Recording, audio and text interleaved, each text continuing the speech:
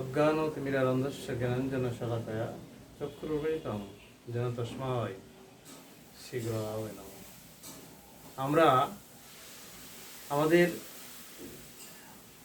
আমরা সবাই সুখে থাকতে চাই, আমরা সবাই শান্তিতে থাকতে চাই। যদি শান্তিতে থাকতে চান তাহলে অবশ্যই আপনাকে নিয়মের ভিতর চলতে হবে। আপনি যদি নিয়মের ভিতর চলতে পারেন তাহলে আপনার সংসারে শান্তি আসবে। দেখেন, আমরা সকালবেলায় ঘুম থেকে উঠি। শাস্ত্র বলছে ঘুম থেকে উঠে আপনি আমাদের এই দুটি চোখ 3 বার মুছবেন। 3 বার মোছার পর এমন একটা জায়গায় তাকাবেন যে জায়গাটায় ভগবান কৃষ্ণের ছবি থাকবে। অর্থাৎ ভগবান কৃষ্ণের ছবিটা এমন এক জায়গায় রাখতে হবে যে আপনি ঘুম থেকে উঠেই যেন সেই কৃষ্ণের ছবিটা দর্শন করতে পারেন এবং ভগবান কৃষ্ণকে প্রণাম করতে পারেন। ভগবান কৃষ্ণকে প্রণাম করে আপনি পরবর্তীতে কি করবেন? এই কর দর্শন করবেন। এই কর কেন দর্শন করবেন? শাস্ত্র বলছে করাগ্রে লক্ষ্মীর বসতি, করমূলে সরস্বতীর বসতি, আর করমধ্যে গোবিন্দের বসতি। তাহলে আপনি যদি কর দর্শন করেন তাহলে কি হচ্ছে? লক্ষ্মী সরস্বতী স্বয়ং ভগবানকে দর্শন করা হয়ে যাচ্ছে। এরপর কি করবেন? বিছানায় বসে আপনি জপ করবেন ভগবানের নাম। হয়তো বলবেন যে বিছানায় অপবিত্র জায়গা, এই অপবিত্র জায়গায় বসে বিছানায় বসে কি হরিনাম জপ করা যায়? হরিনাম এমনই মহিমান্বিত যে নামের গুণে সমস্ত অপবিত্র পবিত্র হয়ে যায়। হরিনামকে অপবিত্র করবার শক্তি কারোরই নাই। একের ভিতরে এক হচ্ছে হরিনাম। তাই এই নাম আপনি যে কোনো জায়গায় বসে আপনি করতে পারবেন। উদাহরণস্বরূপ একটা উপাখ্যান বলি যে আমার গৌর হরি একদিন বাথরুমে যাচ্ছেন। তা বাথরুমে যাবার পূর্বে তিনি জিভটা একটু কামড়ে ধরেছেন। পাশে 6 বছরের বালক গোপাল মহাপ্রভুকে জিজ্ঞেস করছে, মহাপ্রভু আপনি জিভ কামড়িয়ে বাথরুমে যাচ্ছেন কেন? তা মহাপ্রভু বলছেন যে দেখো গোপাল, বাথরুম অপবিত্র জায়গা, তা যদি সেখানে হরিনাম হয়ে যায় এই জন্য আমি জিভটা কামড়িয়ে যাচ্ছি যাতে আমার জিভ হরিনাম করতে না পারে। দেখেন, ওই ছোট্ট বালক গোপাল কি বলছে? মহাপ্রভু শাস্ত্রে আছে, কি আছে? শ্রীমদ্ ভগবত গীতায় আছে, জং জং বাপি শরণ ভাবাংতে যতন্তে কলবরাং তং তমে বৈতি কুন্তে সদা তদ্ভব ভাবিত। হ্যাঁ, অষ্টম অধ্যায় অক্ষর ব্রহ্মযোগের 6 নম্বর শ্লোকে মানুষ যে ভাব লয়ে মৃত্যুবরণ করে সেই ভাব লয়ে জন্মগ্রহণ করে। হ্যাঁ, আর 5 নম্বরে কি বলা হয়েছে? 5 নম্বর শ্লোকে অন্তকালে চমাবিব শরণ মুক্ত কলেবরম যো প্রয়তি সমাদ ভাবং জাতি নাস্তিত সংসার। হে অর্জুন, হ্যাঁ, মৃত্যুর সময় যারা আমার নাম স্মরণ করে মৃত্যুবরণ করে তারা আমাতে পৌঁছায়। কার কথা? ভগবানের কথা। তাই গোপাল বলছে আপনি যে জিভ কামড়িয়ে বাথরুমে যাচ্ছেন, বাথরুমে পড়েও তো অনেক সময় মানুষ মারা যায়, যায় না? হ্যাঁ, অনেক সময় মানুষ মারা যেতে পারে বাথরুমে। তা সেখানে যদি হরিনাম না হয় তাহলে আপনি তো যথার্থ জায়গায় ভাগবত ধাম ভগবানের কাছে আপনি পৌঁছাতে পারবেন না। দেখেন, তখন মহাপ্রভু বলছে গোপাল তুমি আমার চৈতন্য ফিরিয়ে দিলে, তুমি ঠিক বলেছ। মহাপ্রভু সিদ্ধান্ত দিলেন যে সব জায়গায় বাথরুমে বসেও হরিনাম করা যাবে এবং গোপালকে আমার মহাপ্রভু গুরু বলে স্বীকার করে নিলেন। আসলে যার কাছ থেকে কিছু শেখায় সে হোক ছোট, অসুবিধা। হ্যাঁ, দীক্ষাগুরু একজন আর শিক্ষাগুরু অনেকে হতে পারে। যার কাছ থেকে কিছু শিখবেন আপনি তাকে গুরু হিসেবে মানবেন। এটা হচ্ছে মহাপ্রভুর কথা, যে মহাপ্রভু গোপালকে গুরু করে নিলেন। অর্থাৎ আপনি শেখার কিন্তু শেষ নাই, হ্যাঁ, সব জায়গায় বসে হরিনাম করা যাবে, মহাপ্রভুরই সিদ্ধান্ত। তাই বিছানায় বসে কি করবেন? হরিনাম করবেন, জপ করবেন।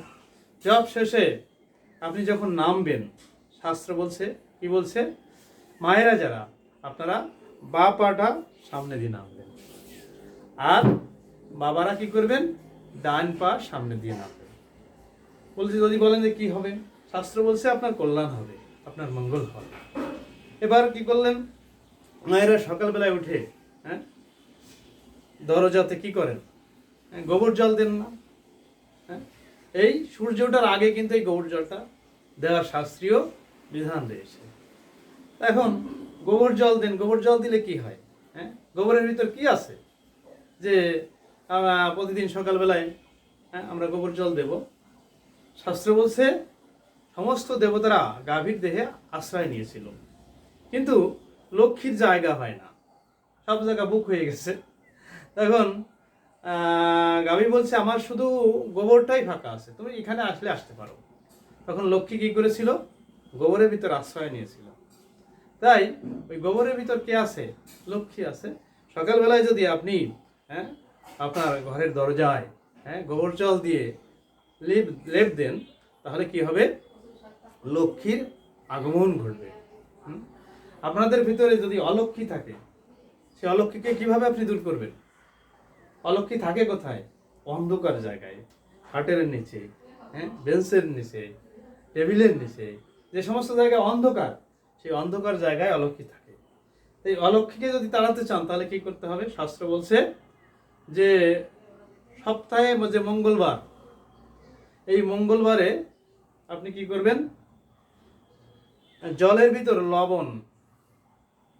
লবণ মিশিয়ে ওই জল দিয়ে আপনি ওই অন্ধকার জায়গা, আপনি ঘরটা পরিষ্কার করে মুছলেন। আর প্রতি বৃহস্পতিবারে কর্পূর চেনেন তো? হ্যাঁ, কর্পূর জল দিয়ে ওই অন্ধকার জায়গায় আপনি ঘরটা মুছলেন। তাহলে কি হবে? অলক্ষ্মী থাকতে পারবে না। হ্যাঁ, আর কি করবেন? সন্ধ্যাবেলায় সন্ধ্যা প্রদীপ দেবেন। এখন সন্ধ্যা প্রদীপ কেন দেবেন? দেখেন, ব্রহ্মার কন্যা, চতুর্মুখী ব্রহ্মা, তার কন্যা ছিল কি? সন্ধ্যা। একবার কামদেব ব্রহ্মাকে বাণ মেরেছিল। ওই কামদেবের বাণে তখন ব্রহ্মা কামাতুর হয়ে ওঠে এবং তার কন্যার দিকে দৃষ্টি নিক্ষেপ করে। তখন কন্যার গায়ের রং কালো হয়ে যায়। কন্যা ছিল উজ্জ্বল ফর্সা, কালো হয়ে যায়। তখন ব্রহ্মার কন্যা বলছে, বাবা, তুমি আমার দিকে এইভাবে তাকালে কেন?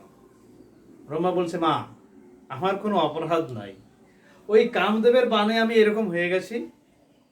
তা তোর জ্যোতি ফিরে আসবে, তোর কল্যাণ হবে। তোর নামে যদি সন্ধ্যাবেলায় মায়েরা আপনারা সন্ধ্যাবেলায় যে প্রদীপ দেন, যদি সন্ধ্যাবেলায় মায়েরা প্রদীপ দেয়, তাহলে তোর কি হবে? তোর কল্যাণ হবে। এবং যে মায়েরা সন্ধ্যাবেলায় সন্ধ্যা প্রদীপ দেবে, হ্যাঁ, তাদের গৃহে অলক্ষ্মী থাকবে না, লক্ষ্মীর আগমন হবে, তাদের কল্যাণ হবে। এই জন্য সন্ধ্যাবেলায় আমরা সন্ধ্যা প্রদীপ দেই। এই যে পঞ্চপ্রদীপ, এই পঞ্চপ্রদীপটা কোথা থেকে এলো? হ্যাঁ, পঞ্চপ্রদীপ হচ্ছে কার্তিক যখন জন্মগ্রহণ করেছিল। হ্যাঁ, কার্তিক জন্মগ্রহণ করেছিল কোথায়? হ্যাঁ, সরবনে, না? সরবনে জন্মগ্রহণ করেছিল, তাই সরানল বলা হয়। হ্যাঁ, তার কয়টি মাথা ছিল? 6টি মাথা ছিল। একদিন কার্তিক দেখতে পায় দেবরাজ ইন্দ্র যজ্ঞ করছে।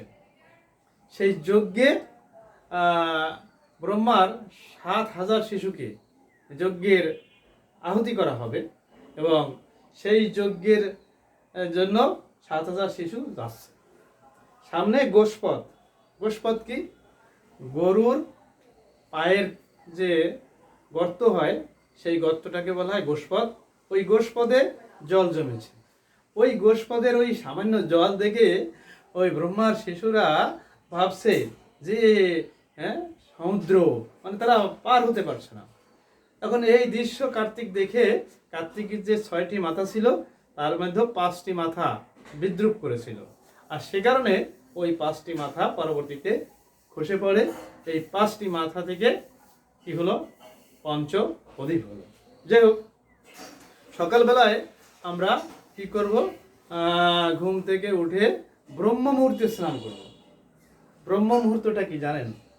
সূর্য ওঠার 4 দণ্ড পূর্ব মুহূর্তকে বলা হয় ব্রহ্ম মুহূর্ত। 4 দণ্ড কি? 1 দণ্ড সমান 24 মিনিট, তাহলে 4 দণ্ড সমান 96 মিনিট। হ্যাঁ, 4 দণ্ড সমান 96 মিনিট।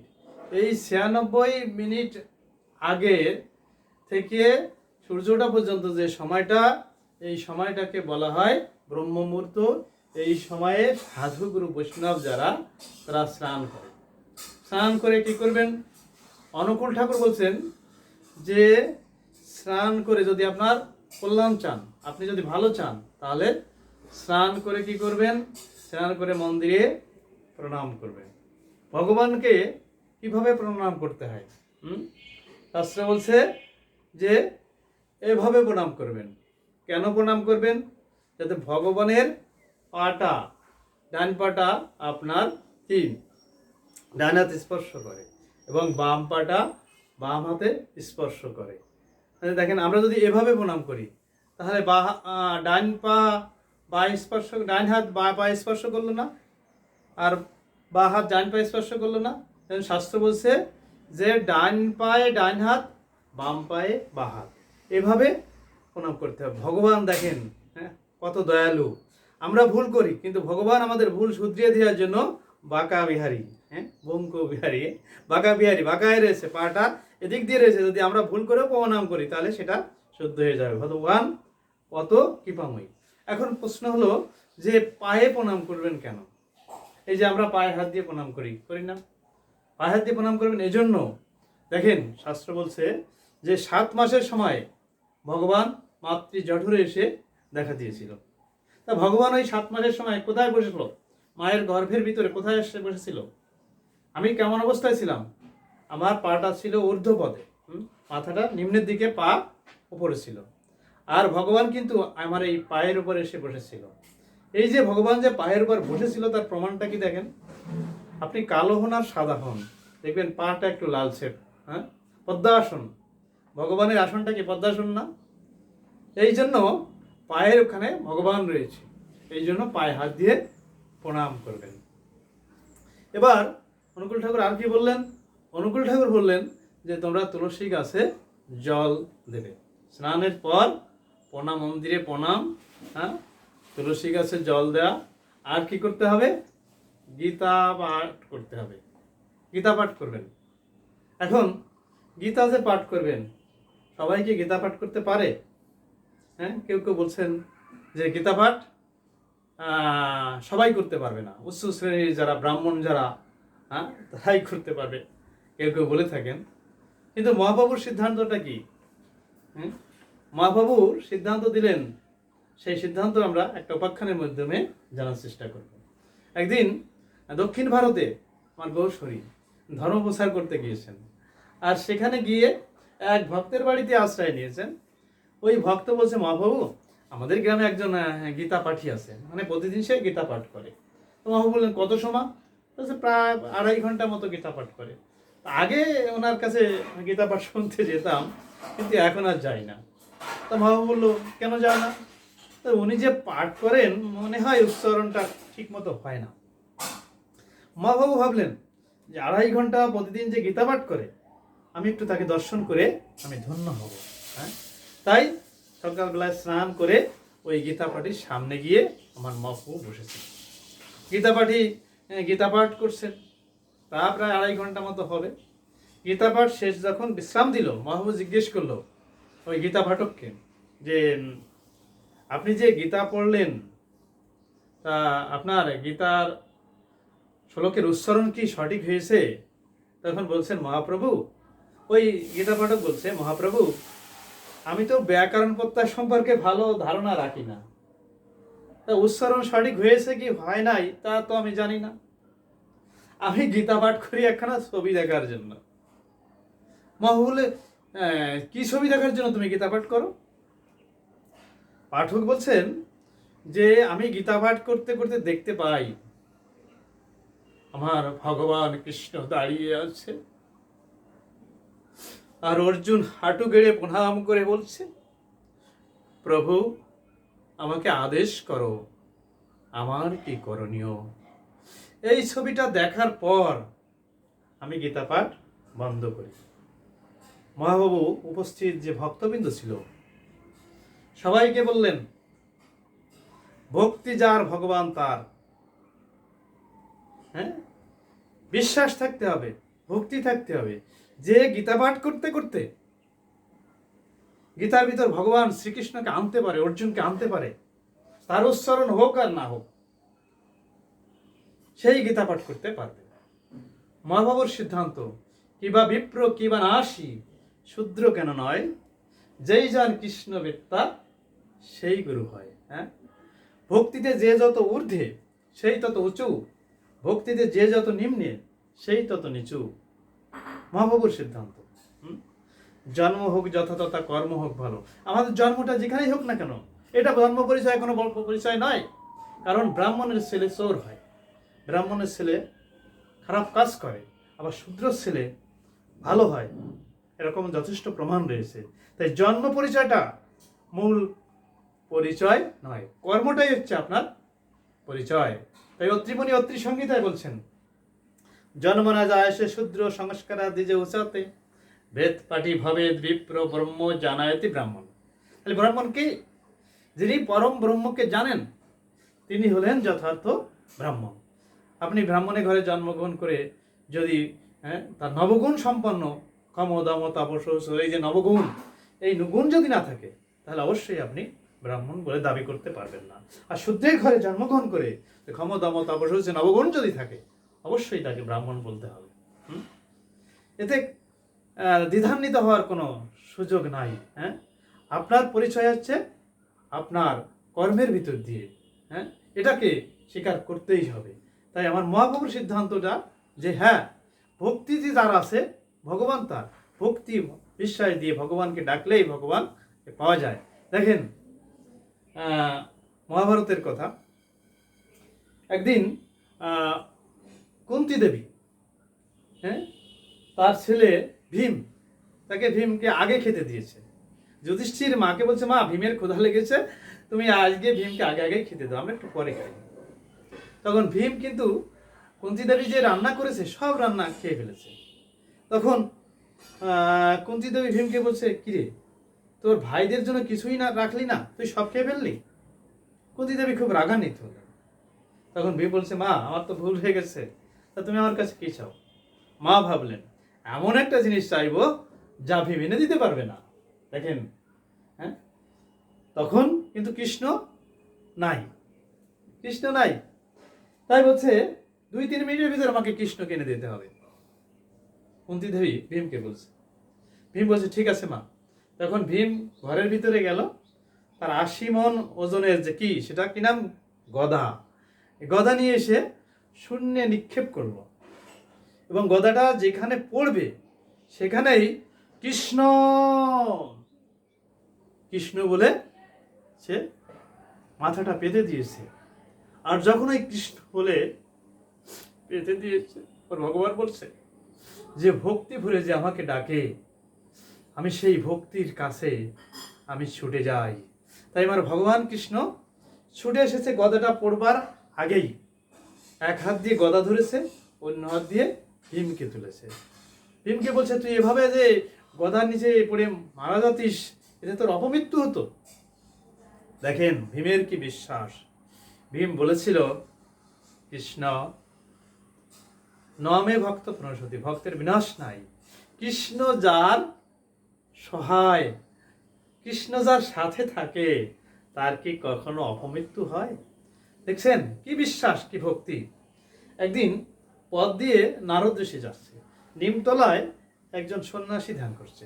ওই নারদকে দেখে ওই সন্ন্যাসী নারদকে বলল, আপনার সাথে তো ভগবানের একটা ভালো লাইন আছে, আমরা কারোর সাথে কথা বলতে গেলে 11টা ডিজিট টিপতে হয়, কিন্তু নারদের ভগবানের সাথে কথা বলতে কোনো ডিজিট টিপা লাগে না, ভগবানকে স্মরণ করলেই নারদ ভগবানের সাথে কথা বলতে পারে। তো বলছে, যদি ভগবানকে আপনি বলবেন নারদজি আমি কবে ভগবানকে দেখা পাবো। ওই নিমতলায় বসে যে সন্ন্যাসী বা ঋষি আছেন জিজ্ঞেস করেছেন। তখন নারদ ঋষি ভগবানকে কি বলছে, ভগবান ওই নিমতলায় একজন ঋষি বসে আছে, সে জানতে চেয়েছে কবে আপনি তাকে দেখা দেবেন। তখন ভগবান বলছে, শোনো শোনো, যাবার পথে ওই ঋষিকে বলবে যে ওই নিম গাছে যত পাতা আছে ততবার জন্মগ্রহণ করে আমার নাম করবে, হ্যাঁ, তারপরে সে আমাকে দেখা পাবে। যাবার পথে নারদ ঋষি ওই ঋষিকে বলছে যে ভগবানের সাথে দেখা হয়েছিল, কথা হয়েছে, ভগবান দেখা দেবে তবে এই নিম গাছে যত পাতা আছে ততবার জন্মগ্রহণ করার পর। এ কথা শুনে খুব আনন্দিত হয়েছে যে দেখা দেবে, তাহলে ভগবান দেখা দেবে, এতে খুব আনন্দিত হয়েছে। আনন্দিত হয়ে লাফাচ্ছে। তখন নারদ ঋষি বলে, ব্যাপারটা কি, এত জন্মের পর দেখা দেবে, হ্যাঁ, আবার তারপরও সে লাফাচ্ছে, কি ভক্তি কি বিশ্বাস, হ্যাঁ। তা ওই ভক্তি বিশ্বাসের জন্য আমার ভগবান কিন্তু সঙ্গে সঙ্গে ভক্তের আনন্দ দেখবার জন্য, হ্যাঁ, ওই ঋষির কাছে এসে হাজির। নারদ ঋষি খবরটা দিয়েও যেতে পারে নাই। তখন বলছে যে তুমি তো বললে এত জন্মে পর তুমি তাকে দেখা দেবে, আমি খবরটা দিয়ে যেতেও পারলাম না, সঙ্গে সঙ্গে চলে এলে। তখন বলছে, দেখো না, আমি দেখা দিই নাই, দিতে চেয়েছি এত জন্মে পর, তারপরেও তার কি আনন্দ, এই আনন্দ দেখবার জন্য আমি ছুটে এসেছি। ভক্তি বিশ্বাস থাকলেই ভগবানকে পাওয়া যায়। গীতার 4th অধ্যায় জ্ঞানযোগ 39 নম্বর শ্লোক, 39 নম্বর শ্লোকে কি বলা আছে, শ্রদ্ধাবান লভত জ্ঞানাং তৎপরস্যাং জিতেন্দ্রিয়ম জ্ঞানাং লব্ধা পরং শান্তি, হ্যাঁ, মসিরনাধি গচ্ছতি। মানে যারা আমাকে ভক্তিযুক্ত হয়ে ডাকে, শ্রদ্ধাযুক্ত হয়ে ডাকে, ইন্দ্রিয়গুলো কন্ট্রোল করে সংযত করে, আমি তাদের কাছে, আমি ভগবান, হ্যাঁ, ছুটে যাই। নরহরি আর মুকুন্দ, তারা দুই ভাই না, হ্যাঁ, নরহরি এবং মুকুন্দ গৌর সুন্দরকে দেখবার জন্য রওনা হয়েছে। এদিকে শ্রীবাস এসে বলছে, তোমাদের ভিতরে ছোট ভাইকে, ছোট আসছে নরহরি আর বড় হচ্ছে মুকুন্দ। বলছে যে ছোট সে মহাপ্রভুর সাথে থাকতে পারবে, আর যে বড় সে মহাপ্রভুর সাথে থাকতে পারবে না, তাকে ফিরে যেতে হবে। তো বড় মুকুন্দ একথা শুনে শ্রীবাস ঠাকুরকে বলছে যে আমি কি কোনো জন্মে তাহলে মহাপ্রভুর সঙ্গ পাবো না? তখন শ্রীবাস বলছে, হ্যাঁ, তুমি মহাপ্রভুর সঙ্গ পাবে। মহাপ্রভু বলেছে, হ্যাঁ, যে 100 বছর পর, হ্যাঁ, 100 জনম পর, ভুল বললাম, 100 জনম পর তুমি মহাপ্রভুর সঙ্গ পাবে। এ কথা শুনে, হ্যাঁ, মুকুন্দ খুব আনন্দিত হয়েছে, খুব আনন্দে নৃত্য করছে। শ্রীবাস অবাক হলো, কি ব্যাপার, 100 জনম পর মহাপ্রভুর সঙ্গ পাবে, এ কথা শোনার পরও সে আনন্দ করছে। বলছে, কি ব্যাপার, তুমি আনন্দ করছো কেন? হ্যাঁ, মহাপ্রভু তোমাকে দেখা দেবে না, এ কথা যদি আমাকে মহাপ্রভু বলতো তাহলে আমি বিষ খেয়ে আত্মহত্যা করতাম। যে জীবনে কৃষ্ণ ভজন হবে না সে জীবন অর্থহীন। তা তুমি আনন্দ করছো কেন? দেখেন কত বড় ভক্ত। হ্যাঁ, মুকুন্দ বলছে, মহাপ্রভু তো বলে নাই যে কোনো জন্মে তুই দেখা পাবি না। মহাপ্রভু বলেছে 100 জনম পর আমি দেখা পাবো। 100 জনম না হয় আমি গৌরী গৌরী করে কেঁদে ভোগে ভাসাবো। 100 জনম না হয় আমি কৃষ্ণ কৃষ্ণ বলে বুক ভাসাবো, আমি গৌর বলে বুক ভাসাবো। কি ভক্তি, কি বিশ্বাস! হ্যাঁ, 101 জনম পরে তো আমি তার দেখা পাবো। দেখছেন, এরকম ভক্তি যাদের আছে তারা তো ভগবানকে পাবেই পাবে, এতে কোনো সন্দেহ নাই। ভক্তি থাকতে হবে, বিশ্বাস থাকতে হবে। এখানে ভগবানকে পাওয়ার পূর্ব শর্ত হলো ভক্তি আর বিশ্বাস। ভগবানকে পাওয়ার কোনো শর্ত নাই যে ব্রাহ্মণের ঘরে জন্মগ্রহণ করতে হবে, শূদ্রের ঘরে জন্মগ্রহণ করলে ভগবানকে পাওয়া যাবে না, এরকম কোনো বিধিবিধান আমার ভগবান দেন নাই। আর ব্রাহ্মণ, ক্ষত্রিয়, বৈশ্য, শূদ্র কি? হ্যাঁ, চতুর্থ অধ্যায় জ্ঞান যোগের 14 শ্লোকে, 14 শ্লোকে বলছে না? 14 শ্লোকেই তো এই ব্রাহ্মণ, ক্ষত্রিয়, বৈশ্য, শূদ্রের কথা বলা হয়েছে। এখানে কি যার যে গুণ আছে সেই গুণের উপর কিন্তু ব্রাহ্মণ, ক্ষত্রিয়, বৈশ্য, শূদ্র। এখানে ভগবান বলে নাই হ্যাঁ যে ব্রাহ্মণের ছেলে ব্রাহ্মণ হবে, ক্ষত্রিয়র ছেলে ক্ষত্রিয় হবে, শূদ্রের ছেলে শূদ্র হবে, বৈশ্যের ছেলে বৈশ্য হবে। এখানে যে যে গুণের অধিকারী হবেন তাকে সেইভাবেই মূল্যায়ন করতে হবে। তাই ভগবানকে পাওয়ার শুরু হলো আপনার ভক্তি বিশ্বাস। ভক্তি বিশ্বাস নিয়ে অবশ্যই অবশ্যই আপনি গীতা, ভাগবত, ধর্মগ্রন্থ অধ্যয়ন করতে পারবেন। এখানে কোনো বাধা নাই। সিদ্ধান্তটা হলো কার? সিদ্ধান্তটা হচ্ছে আমার মহাপ্রভুর, আমার গৌর হরি। তাহলে সকালবেলা স্নান করে আপনি গীতা পাঠ করলেন। এবার কি করবেন? মায়েরা, আপনারা কপালে সিঁথিতে সিঁদুর নেন, নেন না?